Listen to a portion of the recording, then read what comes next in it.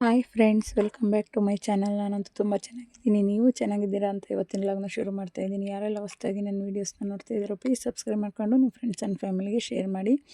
ನಾವು ನೋಡಿ ಇವತ್ತು ಬೆಳಗ್ಗೆನೇ ದೇವಸ್ಥಾನಕ್ಕೆ ಅಂತ ಬಂದಿದ್ದೀವಿ. ನಮ್ಮ ಗ್ರಾಮ ದೇವತೆ ಇದು. ನಮ್ಮೂರಲ್ಲಿಲ್ಲ ಫ್ರೆಂಡ್ಸ್, ನಾವಿರೋದೇ ಒಂದೂರು, ನಮ್ಮ ದೇವರು ಇರೋದೇ ಇನ್ನೊಂದೂರಲ್ಲಿ. ಹಾಗಾಗಿ ನಾವು ಏನೇ ಶುಭ ಕಾರ್ಯ ಮಾಡಿದ್ರೂ, ಯಾವುದೇ ಹಬ್ಬ ಹರಿದಿನ ಮಾಡಿದ್ರೂ ನಾವು ನಮ್ಮ ಸ್ವಂತ ಊರಿನ ಲೆಕ್ಕದಲ್ಲೇ ಮಾಡೋದು. ಇಲ್ಲಿ ಬಂದುಬಿಟ್ಟು ನಾವು ನಮ್ಮದು ಎಮ್ಮೆ ಕರು ಹಾಕ್ದಾಗಿಂದನೂ ಎಡೆ ಮಾಡಿರಲಿಲ್ಲ. ಗಿಣ್ಣು ಮಾಡ್ಕೊಂಡು ತರಬೇಕಿತ್ತು. ಹಂಗಾಗಿ ನಮ್ಮ ಮನೇಲಿ ಸೂತಕ ಬಂದಿರೋದ್ರಿಂದ ನಾನು ಮಾಡೋಕ್ಕಾಗಲಿಲ್ಲ. ಇವಾಗ ಸೂತಕ ಎಲ್ಲ ಕಳೆದ್ಮೇಲೆ ನನ್ನ ಮಗಳನ್ನ ಕರ್ಕೊಂಡ್ಬಿಟ್ಟು ದೇವಸ್ಥಾನಕ್ಕೆ ಬಂದುಬಿಟ್ಟು ಎಲ್ಲ ಹಣ್ಕಾಯಿ ಮಾಡಿಸ್ಕೊಂಡು ಸ್ವಲ್ಪ ಮೊಸರು ಅನ್ನ ಎಲ್ಲ ಎಡೆ ಮಾಡಿಕೊಂಡು ತೊಗೊಂಬಂದಿದ್ವಿ ನೈವೇದ್ಯಕ್ಕೆ ಅಂತ. ಎಡೆ ಅಂತ ತಪ್ಪು ತಿಳ್ಕೊಬೇಡಿ, ನಮ್ಮ ಕಡೆ ಹಂಗೆ ಅನ್ನೋದು. ನೈವೇದ್ಯಕ್ಕೆ ಅಂತ ಮೊಸರನ್ನ ಮಾಡ್ಕೊಂಬಿಟ್ಟು ಆಮೇಲೆ ತುಪ್ಪನ ಕಾಯಿಸ್ಕೊಂಬಿಟ್ಟು ತುಪ್ಪದ ದೀಪಕ್ಕೆ ಅಂತ ಒಂದು ಬಾಟಲು ತಗೊಂಬಂದು ದೇವಸ್ಥಾನಕ್ಕೆ ಕೊಟ್ಬಿಟ್ಟು ಎಲ್ಲ ಹಣ್ಕಾಯಿ ಮಾಡಿಸ್ಕೊಂಡು ನೋಡಿ ಹೋಗ್ತಾಯಿದ್ದೀವಿ. ಇಲ್ಲಿ ದೇವಸ್ಥಾನ ಹೊಸ್ದಾಗಿ ಕಟ್ಟಡ ನಡೀತಾ ಇದೆ. ಇನ್ನೇನು ಸ್ವಲ್ಪದರಲ್ಲೇ ಇದೆ, ಫಿನಿಶಿಂಗ್ ಆಗಿಲ್ಲ. ಹಾಗಾಗಿ ಪಕ್ಕದಲ್ಲೇ ಒಂದು ಚಿಕ್ಕದಾಗಿ ದೇವಸ್ಥಾನ ಕಟ್ಟಿಬಿಟ್ಟು ಅಲ್ಲಿ ದೇವ್ರನ್ನ ಪ್ರತಿಷ್ಠಾಪನೆ ಮಾಡಿದ್ದಾರೆ. ಇದು ಚೆನ್ನಾಗಿ ಕಟ್ಟಿಸ್ತಾ ಇದ್ದಾರೆ ದೇವಸ್ಥಾನ ಅಂತೂ. ಎಲ್ಲ ಫುಲ್ ಕಲ್ಲಿಂದನೇ ತುಂಬ ಚೆನ್ನಾಗಿ ಕಟ್ಟಿಸ್ತಾ ಇದ್ದಾರೆ. ಇದಿನ್ನು ಲೇಟ್ ಅನಿಸುತ್ತೆ ಓಪನ್ ಆಗೋದು. ನಾವು ಅಲ್ಲೇ ಹೋಗ್ಬಿಟ್ಟು ಗರ್ಭಗುಡಿಲೇ ಪೂಜೆ ಮಾಡಿಸ್ಕೊಂಡ್ಬಿಟ್ಟು ಎಲ್ಲ ನೈವೇದ್ಯ ಮಾಡಿಕೊಂಡು ಹೀಗೆ ಹೊರಡ್ತಾ ಇದ್ದೀವಿ. ನೆಕ್ಸ್ಟು ಬೇರೆ ದೇವಸ್ಥಾನ, ಇವು ನಮ್ಮೂರ ಹತ್ರನೇ ಇರೋ ದೇವಸ್ಥಾನಗಳ ಹತ್ರ ಬಂದ್ವಿ. ಕಡೆ ಏನಾದರೂ ಫಂಕ್ಷನ್ ಮಾಡಲಿ ಇಲ್ಲ ಎಮ್ಮೆ ಕರು ಹಾಕಲಿ, ಒಂದಿಷ್ಟು ದೇವಸ್ಥಾನಗಳಲ್ಲ ಫ್ರೆಂಡ್ಸ್, ಒಂದು ದಿನ ಆಗಲೂ ಆಗುತ್ತೆ ಫುಲ್ಲು ಎಡೆಗಳನ್ನು ಮಾಡಿಕೊಂಡು ನೈವೇದ್ಯ ಮಾಡ್ಕೊಂಡು ಹೋಗೋದ್ರೊಳಗೆ. ನಾವು ಆ ದೇವಸ್ಥಾನದಲ್ಲಿ ಮುಗಿಸ್ಕೊಂಬರೋ ಅಷ್ಟರೊಳಗೆ ಈ ದೇವಸ್ಥಾನದಲ್ಲೆಲ್ಲ ಫುಲ್ ಬಾಗಿಲು ಹಾಕ್ಕೊಂಡು ಹೋಗಿದ್ರು. ಇನ್ನೇನು ಮಾಡೋದು ಅಂದ್ಕೊಂಡು ಬಾಗಿಲಿಗೇನೆ ಪೂಜೆ ಮಾಡಿಕೊಂಡು ನೀಟಾಗಿ ಬಾಗಿಲಿಗೇನೆಲ್ಲ ನೈವೇದ್ಯ ಮಾಡಿಕೊಂಡು ಹೋಗೋಣ ಅಂತಂದು ಮಾಡ್ತಾಯಿದ್ದೀನಿ. ಇಲ್ಲಿ ಇದು ಅಷ್ಟೇ, ದೇವಸ್ಥಾನ ಕಟ್ಟಡ ನಡೀತಾ ಇದೆ. ಒಳಗಡೆ ಹೋಗ್ಬಿಟ್ಟು ನಾವೇ ಪೂಜೆ ಮಾಡ್ಕೊಂಬಿಟ್ಟು ಆಮೇಲೆ ಬಾಗಿಲಿಗೇನೆ ಬಾಳೆಹಣ್ಣು ಹೂವು ಎಲ್ಲ ಹಾಕ್ಬಿಟ್ಟು ಅಲ್ಲೇ ನೈವೇದ್ಯ ಮಾಡ್ಕೊಂಬಿಟ್ಟು ಹೋಗ್ತಾಯಿದ್ದೀವಿ. ಇಲ್ಲಿ ಎಲ್ಲ ಒಂದು 3 ದೇವಸ್ಥಾನ ಇದೆ. ಇಲ್ಲಿ ಮುಗಿಸ್ಕೊಂಬಿಟ್ಟು ಮತ್ತೆ ಮನೆಗೆ ಹೋಗ್ಬಿಟ್ಟು ಬಟ್ಟೆ ನೆನೆಸ್ಬಿಟ್ಟು ಬಂದಿದ್ದೆ. ವೈಟ್ ಯೂನಿಫಾರ್ಮ್ ಎಲ್ಲ ವಾಶ್ ಮಾಡಬೇಕಿತ್ತು. ಹಾಗಾಗಿ ವೈಟ್ ಯೂನಿಫಾರ್ಮ್ ವಾಶ್ ಮಾಡಿ ನೀಲಿ ಎಲ್ಲ ಎಜ್ಜಿಬಿಟ್ಟು ಒಣಗಾಕ್ತಾಯಿದ್ದೀನಿ. ನಾನು ವಾಷಿಂಗ್ ಮಿಷಿನಿಗೆ ವೈಟ್ ಬಟ್ಟೆ ಹಾಕಲ್ಲ ಫ್ರೆಂಡ್ಸ್. ಆಮೇಲೆ ಮತ್ತೆ ಸಂಜೆ ಇನ್ನೊಂದು ದೇವಸ್ಥಾನ ಬಾಗಿಲು ತೆಗೆದಿರಲಿಲ್ಲ. ಸಂಜೆ ಹೋಗೋಣ ಅಂತ ನೋಡಿ ಸಂಜೆ ಹೋಗ್ತಾಯಿದ್ದೀವಿ. ಚಳಿ ಅಂದರೆ ಚಳಿ, ಒಂದು 4:15ಗೆಲ್ಲ ಹೋದ್ವಿ ಸಂಜೆ ಪೂಜೆಗೆ ಅಂತ. ಮತ್ತು ಸಂಜೆ ಪೂಜೆಗೆ ಅಂತಂದು ಹೋಗ್ಬಿಟ್ಟು ಇಲ್ಲಿ ದೇವಸ್ಥಾನ ಅಂತೂ ಇದು ತುಂಬ ಚೆನ್ನಾಗಿದೆ. ಹಂಪಿ ವಿರೂಪಾಕ್ಷೇಶ್ವರ ದೇವಸ್ಥಾನ ಇದು.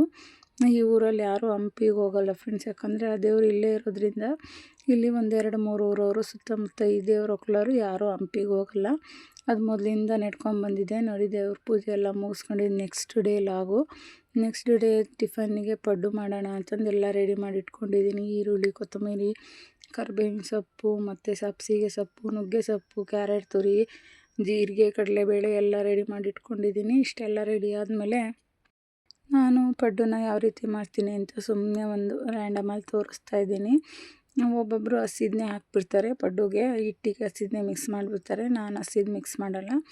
ಒಂದು ಚಿಕ್ಕ ಬಾಣಲೆಗೆ ಸ್ವಲ್ಪ ಸಾಸಿವೆ, ಜೀರಿಗೆ, ಕಡಲೆಬೇಳೆ ಎಲ್ಲ ಹಾಕ್ಬಿಟ್ಟು ಸ್ವಲ್ಪ ರೋಸ್ಟ್ ಆದಮೇಲೆ ಕಡಲೆಬೇಳೆ ಎಲ್ಲ ಸ್ವಲ್ಪ ಬ್ರೌನ್ ಕಲರ್ ಬಂದಮೇಲೆ ಈರುಳ್ಳಿನ ಹಾಕ್ತೀನಿ. ಈರುಳ್ಳಿನ ಚೆನ್ನಾಗಿ ಎಣ್ಣೆಯಲ್ಲಿ ಫ್ರೈ ಮಾಡಿಬಿಟ್ಟು ಸ್ವಲ್ಪ ಬೇಯ್ತು ಅಂದರೆ ಪಡ್ಡು ಟೇಸ್ಟು ತುಂಬ ಚೆನ್ನಾಗಿ ಬರುತ್ತೆ. ಇಲ್ಲ ಅಂತಂದರೆ ಪಡ್ಡು ಹಸ್ಲು ಥರ ಹಸಿ ಆಗಿಬಿಡುತ್ತೆ, ತಿನ್ನೋಕ್ಕೆ ಚೆನ್ನಾಗಿ ಅನಿಸಲ್ಲ, ಬೇಯೋದಿಲ್ಲ, ಹಿಟ್ಟೊಳಗಡೆ ಹಿಟ್ಟು ಅನಿಸ್ಬಿಡುತ್ತೆ.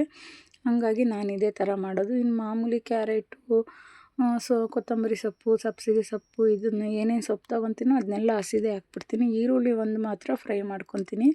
ನೀವೆಲ್ಲ ಯಾವ ರೀತಿ ಮಾಡ್ತೀರಾ ಪಡ್ಡುನ ಅಂತ ಕಮೆಂಟ್ ಬಾಕ್ಸಲ್ಲಿ ತಿಳಿಸಿ. ನಾನು ಇದೇ ಥರ ಮಾಡೋದು. ಈ ಥರ ಒಂದು ಸಲ ನೀವು ಟ್ರೈ ಮಾಡಿ ನೋಡಿ, ನೋಡೋಣ ಟೇಸ್ಟ್ ಯಾವ ಥರ ಬರುತ್ತೆ ಅಂತ ನಿಮಗೆ ಗೊತ್ತಾಗುತ್ತೆ. ಈ ಥರ ನೀಟಾಗಿ ನೋಡಿ ಇದು ಸ್ವಲ್ಪ ಬ್ರೌನ್ ಕಲರ್, ಜಾಸ್ತಿ ಏನು ಫ್ರೈ ಆಗೋದು ಬೇಡ, ಸ್ವಲ್ಪ ಹಸಿ ವಾಸನೆ ಹೋಗೋ ಥರ ಫ್ರೈ ಮಾಡಿಬಿಟ್ಟು ಹಿಟ್ಟಿಗೆಲ್ಲ ಹಾಕಿ ಮಿಕ್ಸ್ ಮಾಡಿಬಿಟ್ಟು ನಾವು ಪಡ್ಡುನ ಮಾಡೋದ್ರಿಂದ ಒಳ್ಳೆ ಟೇಸ್ಟನ್ನು ಕೊಡುತ್ತೆ. ಪಡ್ಡುಗೆ ಅಂತಲೇ ಸಪ್ರೇಟ್ ಹಿಟ್ಟನ್ನ ರೆಡಿ ಮಾಡೋದಿಲ್ಲ, ಯಾಕಂದರೆ ಹಿಂದಿನ ದಿನ ಇಡ್ಲಿ ಮಾಡಿರ್ತೀನಲ್ಲ, ಇಡ್ಲಿ ಮಾಡಿಬಿಟ್ಟು ಸ್ವಲ್ಪ ಹಿಟ್ಟು ಮಿಗಿರುತ್ತಲ್ಲ, ಅದಕ್ಕೇ ಪಡ್ಡು ಮಾಡ್ತೀನಿ, ಫ್ರಿಜ್ಜಲ್ಲಿ ಇಟ್ಟಿರ್ತೀನಿ. ಹಂಗಾಗಿ ಒಂದು ಬೌಲು ರವೆ ಹಾಕ್ತಾಯಿದ್ದೀನಿ ನೋಡಿ ಫ್ರೆಂಡ್ಸ್. ಚಿರೋಟಿ ರವೆ ಹಾಕೋದ್ರಿಂದ ಪಡ್ಡು ಗರಿ ಆಗಿ ಬರುತ್ತೆ. ಹಿಟ್ಟು ಸ್ವಲ್ಪ ಇತ್ತಲ್ಲ, ಹಂಗಾಗಿನೂ ರವೆ ಹಾಕಿದರೆ ಇನ್ನೂ ಸ್ವಲ್ಪ ಒದಗುತ್ತೆ ಅಂತ ಒಂದು ಬೌಲ್ ಚಿರೋಟಿ ರವೆ, ಆಮೇಲೆ ಒಂದು ಬೌಲ್ ಕ್ಯಾರೆಟ್ ತುರಿ, ನುಗ್ಗೆ ಸೊಪ್ಪು, ಸಬ್ಬಸಿಗೆ ಸೊಪ್ಪು, ಕೊತ್ತಂಬರಿ ಸೊಪ್ಪು, ಪಾಲಕ್ ಸೊಪ್ಪಿದ್ರೂ ಹಾಕ್ಕೊಳ್ಳಿ, ಯಾವ ಸೊಪ್ಪಿದ್ರೂ ಚಿಕ್ಕದಾಗಿ ಕಟ್ ಮಾಡ್ಕೊಂಡು ಹಾಕ್ಕೊಳ್ಳಿ. ಮಕ್ಕಳಿಗೆ ಡೈರೆಕ್ಟಾಗಿ ಕೊಟ್ಟರೆ ತಿನ್ನೋದಿಲ್ಲ. ಈ ಥರ ಪಡ್ಡುನಾಗಲಿ ದೋಸೆಗಾಗಲಿ ಹಾಕಿ ಮಾಡೋದ್ರಿಂದ ಅವ್ರಿಗೆ ಗೊತ್ತಾಗೋದಿಲ್ಲ, ಅದ್ರ ಫ್ಲೇವರ್ ಗೊತ್ತಾಗೋದಿಲ್ಲ. ಹಂಗಾಗ್ಬಿಟ್ಟು ತಿಂತಾರೆ, ಕಹಿ ಅನ್ಸೋದು ಏನೂ ಅನ್ಸೋದಿಲ್ಲ. ಈ ಥರ ಹಾಕ್ಬಿಟ್ಟು ಇದಕ್ಕೆ ಆಪ್ಷನಲ್ಲು ತೆಂಗಿನಕಾಯಿ ತುರಿನ ನಾನು ಹಾಕ್ತೀನಿ. ಕೆಲವರು ಹಾಕಲ್ಲ, ನಿಮ್ಮ ಆಪ್ಷನಲ್ಲು. ನಾನು ಇರೋದ್ರಿಂದ ತೆಂಗಿನಕಾಯಿ ತುರಿನೂ ಟೇಸ್ಟ್ ಚೆನ್ನಾಗಿ ಬರುತ್ತೆ ಅಂತ ಹಾಕ್ತಾಯಿದ್ದೀನಿ. ಆಮೇಲೆ 1 ಸ್ಪೂನ್ ಖಾರಕ್ಕೆ ಅಂತ ಅಚ್ಚ ಖಾರದ ಪುಡಿ ಹಾಕ್ತಾಯಿದ್ದೀನಿ. ನಮ್ಮ ಮನೇಲಿ ಖಾರ ಸ್ವಲ್ಪ ಕಡಿಮೆ ಇದೆ, ಅದು ಹಂಗಾಗಿ 1.5 ಸ್ಪೂನ್ ಖಾರದ ಪುಡಿ ಹಾಕಿದ್ದೀನಿ. ನಿಮಗೆ ಎಷ್ಟು ಬೇಕೋ ಅಷ್ಟು ಹಾಕೊಳ್ಳಿ. ಸ್ವಲ್ಪ ಉಪ್ಪು, ಆಮೇಲೆ ಜೀರಿಗೆ ಕಡಲೆಬೇಳೆ ಎಲ್ಲ ಒಗ್ಗರಣೆಗೆ ಹಾಕಿದ್ನಲ್ಲ, ಅದೇನು ಬೇಕಾಗಲ್ಲ.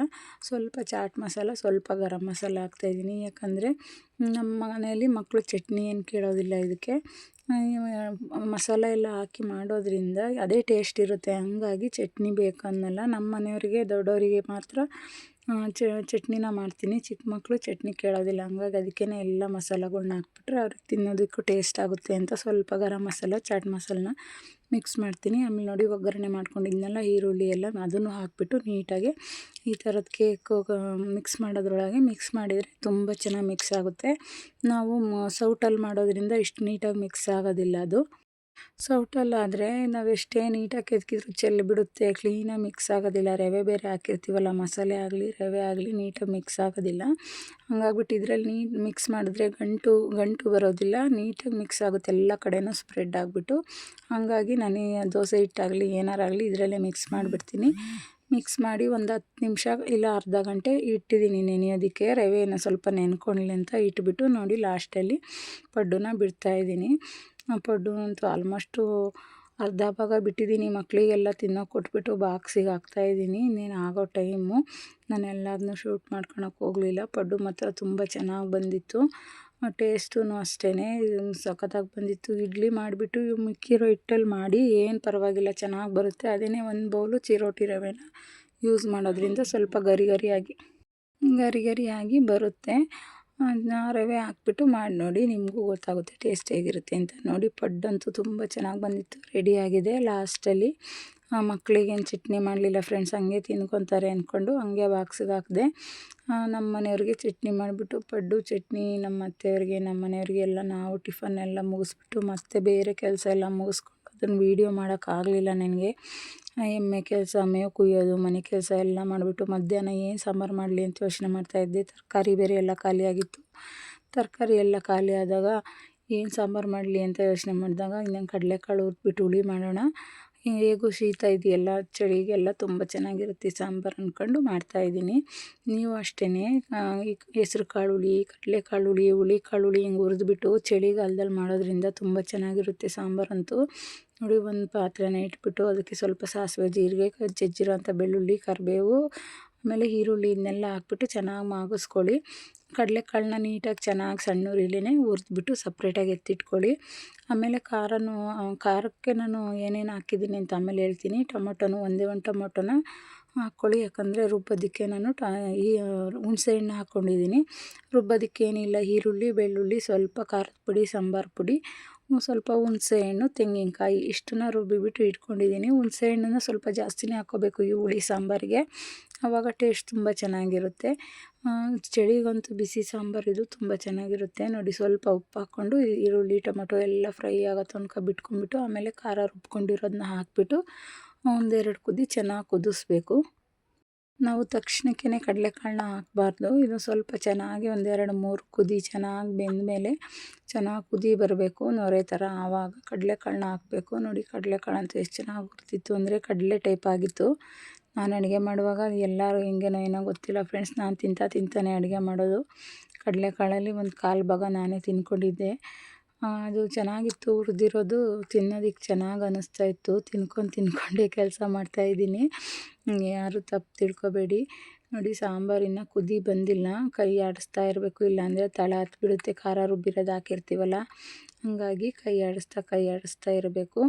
ಅಷ್ಟರೊಳಗಡೆ ಇನ್ನೊಂದು ಕಡೆಗೆ ಅನ್ನಕ್ಕೆ ಇಟ್ಬಿಡೋಣ ಅಂತಂದು ಅಕ್ಕಿನೆಲ್ಲ ತೊಳೆದ್ಬಿಟ್ಟು ಕುಕ್ಕರಿಗೆ ಜೋಡಿಸ್ಬಿಟ್ಟು ಇನ್ನೊಂದು ಕಡೆಗೆ ರೈಸ್ಗೆ ಇಟ್ಟಿದ್ದೆ. ರೈಸ್ ಇಟ್ಮೇಲೆ ನೋಡಿ ಚೆನ್ನಾಗಿ ಉಕ್ಕಿ ಈ ಥರ ಮಳ್ಳು ಬಂದಮೇಲೆ ನಾವು ಹುರಿದಿರೋ ಅಂಥ ಕಡಲೆಕಾಳನ್ನ ಹಾಕಿಬಿಟ್ಟು ಮಿಕ್ಸ್ ಮಾಡ್ಕೊಳ್ಳಿ. ಕಡಲೆಕಾಳು ಸಾಂಬಾರಂತೂ ಚೆನ್ನಾಗಿ ರೆಡಿ ಆಗುತ್ತೆ. ಇಂಥ ಟೈಮಲ್ಲಿ ಸ್ವಲ್ಪ ಕಡಲೆಕಾಳನ್ನ ಹಾಕಿ ಮಿಕ್ಸ್ ಮಾಡ್ಕೊಂಡ್ಬಿಟ್ರೆ, ಕಡಲೆಕಾಳನ್ನ ಜಾಸ್ತಿ ಬೇಯಿಸಬಾರ್ದು ಫ್ರೆಂಡ್ಸ್. ಹಾಕಿದ್ಮೇಲೆ ಒಂದು ಕುದಿ ಅಥವಾ 2 ಕುದಿ ಅಷ್ಟೇ ಬೇಯಿಸಬೇಕು. ಜಾಸ್ತಿ ಬೇಯಿಸ್ಬಿಟ್ವಿ ಅಂದರೆ ಟೇಸ್ಟೇ ಹೋಗ್ಬಿಡುತ್ತೆ. ಊಟ ಮಾಡುವಾಗ ಕಾಳು ಸ್ವಲ್ಪ ಕಟುಮ್ಮನ್ನಂಗೆ ಸಿಗಬೇಕು. ಚೆನ್ನಾಗಿ ಬೆಂದ್ಬಿಡ್ತು ಅಂದರೆ ಮೆತ್ತಗಾತಂದರೆ ಅಷ್ಟು ಟೇಸ್ಟ್ ಇರೋದಿಲ್ಲ. ಚಳಿಗಾಲಕ್ಕಂತೂ ಮಾಡಿಸಿ ಸಾಂಬಾರು ಇದು. ಹುರಿದ ಕಾಳು ಸಾಂಬಾರು ಯಾವುದಾದ್ರೂ ಆಗಿರ್ಬೋದು, ಕಡಲೆಕಾಳು, ಅವರೆಕಾಳು, ಹುರುಳಿಕಾಳು, ಹೆಸರು ಕಾಳು, ಒಂದು ಟೈಮಿಗೆ ಈ ಥರ ಹುರಿದ್ಬಿಟ್ಟು ಬೇಗನೂ ಆಗುತ್ತೆ. ಮಾಡೋದ್ರಿಂದ ಚಳಿಗಾಲಕ್ಕೆ ತುಂಬ ಚೆನ್ನಾಗಿರುತ್ತೆ. ಸ್ವಲ್ಪ ಹುಣಸೆಹಣ್ಣು ಮುಂದೆ ಮಾಡಿಬಿಟ್ಟು ಹುಳಿನ ಮಾಡಿಬಿಟ್ರಂತೂ ಸಾಂಬಾರು ಸೂಪರಾಗಿರುತ್ತೆ. ಒಂದು ಸಲ ಟ್ರೈ ಮಾಡಿ ನೋಡಿ, ನಿಮಗೂ ಈ ಸಾಂಬಾರು ಇಷ್ಟ ಆಗುತ್ತೆ. ನೋಡಿ ಸಾಂಬಾರೆಲ್ಲ ಚೆನ್ನಾಗಿ ಕುದೀತಾ ಇದೆ. ಇವತ್ತಿನ ಲಾಗ್ ಇಷ್ಟ ಆಯಿತು friends. Thank you for watching.